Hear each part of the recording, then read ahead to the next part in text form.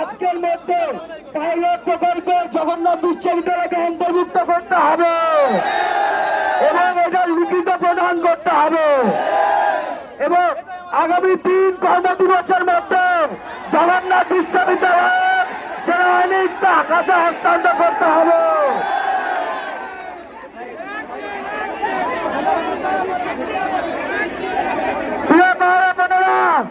আপনারা একটু শোনেন, সেনাবাহিনীর কাছে হস্তান্তরের ক্ষেত্রে একটু সময়ের ব্যাপার আছে। এর জন্য আমরা 3 কর্মদিবস দিয়েছে।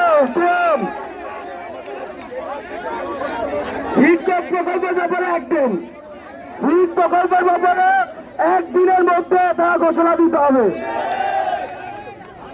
হিট প্রকল্পের বিষয়ে আজকের মধ্যে ঘোষণা আমরা চাই এবং সেনাবাহিনীর হাতে দায়িত্ব দেওয়ার বিষয়ে ঘোষণা আমরা বলে দিয়েছিলাম আগে থেকে 3 দিনের